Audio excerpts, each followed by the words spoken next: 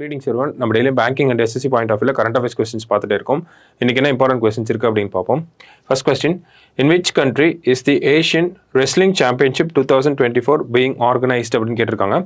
So Asian wrestling championship எங்கே நடக்குது அப்படின்னு பார்த்தோம்னா கிர்கிஸ்தானில் தான் நடக்குது. ஓகேங்களா, கிர்கிஸ்தானில் நமக்கு பிஷ்கெக் அப்படின்னு சொல்லி ஒரு சிட்டி இருக்குது. ஓகேங்களா, ஸோ பிஷ்கெக் சிட்டி தான் இவங்களோட கேபிட்டலாகவும் இருக்குது. ஸோ இங்கே தான் வந்து நமக்கு இந்த டோர்னமெண்ட்டும் நடக்குது. சரிங்களா, ஸோ ஃபர்ஸ்ட் கொஸ்டினுக்கு கிர்கிஸ்தான் அப்படிங்கிறதா கரெக்ட் ஆன்சர்.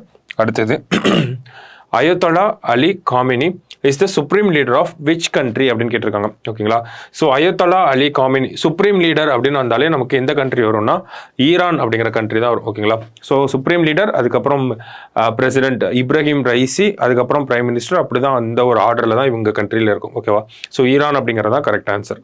அடுத்தது, which state has the world's largest floating solar power plant அப்படின்னு கேட்டிருக்காங்க.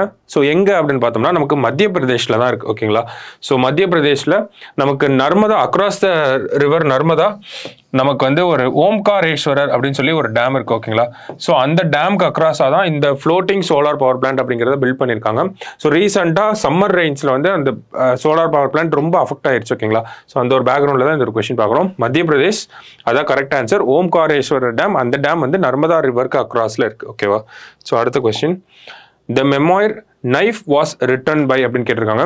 ஸோ மெமோயர் அப்படின்னு பார்த்தோம்னா நமக்கு நம்ம லைஃப்ல நடந்த ஒரு ஈவெண்ட்டை நம்மளோட பெர்ஸ்பெக்டிவ்ல புக்காக எழுதுறது தான் மெமோயர் அப்படின்னு சொல்றோம். ஓகேங்களா, ஸோ அந்த நைஃப் அப்படிங்கிற மெமோயர் யார் எழுதியிருக்காங்க அப்படின்னு பார்த்தோம்னா சல்மான் ருஷிட் அவர் தான் வந்து எழுதியிருக்காரு. ஓகேங்களா, ருஷ்டே அப்படின்னு சொல்லக்கூடிய இவர் தான் எழுதியிருக்காரு.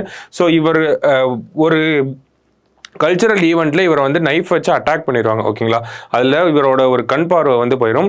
ஸோ அதை பேஸ் பண்ணி தான் இந்த நைஃப் அப்படிங்கிற மெமோயர் வந்து எழுதியிருக்கார். ஓகேங்களா, ஸோ அடுத்தது, national submarine day is observed every year on which டே அப்படின்னு கேட்டிருக்காங்க. ஸோ எந்த டே அப்படின்னு பார்த்தோம்னா நமக்கு April 11 தான் வந்து நேஷனல் சப்மரைன் டேவாக நம்ம அப்சர்வ் பண்ணிட்டே வரும். சரிங்களா, ஸோ இன்னைக்கு ப்ரிலிம்ஸ் பாயிண்ட் ஆஃப் வியூல ஒரு 5 கொஸ்டின் பார்த்துருக்கோம். நாளைக்கு இன்னொரு 5 கொஸ்டின் மீட் பண்ணலாம். தேங்க்யூ.